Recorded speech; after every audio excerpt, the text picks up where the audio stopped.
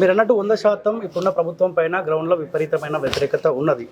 But అది public నుంచే వ్యతిరేకత వచ్చినట్టు కనిపిస్తుంది. కానీ ప్రతిపక్ష పార్టీలు సరే అధికార పార్టీ చేస్తున్న నిర్ణయాల పట్ల మీరు ఎత్తి చూపే క్రమంలో ఆ వ్యతిరేకత పార్టీ పైన వచ్చినట్టు ఎక్కడ కనిపిస్తలేదు. మేము ప్రతిపక్షాలను ఎత్తి చూపకపోతే ప్రజలకు అవన్నీ కూడా మేము ప్రజలు ఎదుర్కొంటున్నటువంటి విషయాల పనే ప్రతిపక్షంగా మా బాధ్యత మేము పోషిస్తున్నాం.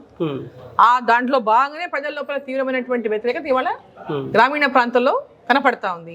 ఈ ప్రభుత్వం మీద గతంలో కూడా ప్రభుత్వం మీద గతంలో 2023 కంటే కూడా టీఆర్ఎస్ ప్రభుత్వం గవర్నమెంట్ లో ప్రభుత్వంలో ఉన్నప్పుడు ఆ రోజు పోరాటం చేసింది భారతీయ జనతా పార్టీ. ఆ రోజు కూడా ప్రజా వ్యతిరేక నిర్ణయాల పైన అన్ని తెలంగాణలో అవినీతి పైన అన్నిటిపైన పోరాటం చేసింది భారతీయ జనతా పార్టీ. ఆనాడు కూడా కొన్ని కారణాల చేత ఇట్లా దుష్ప్రచారాలు చేసి వాళ్ళు ఆ లబ్ధి పొందింది కాంగ్రెస్ పార్టీ తప్ప. ఇప్పుడు ప్రజలకు అన్ని వాస్తవాలు తెలిసినాయి.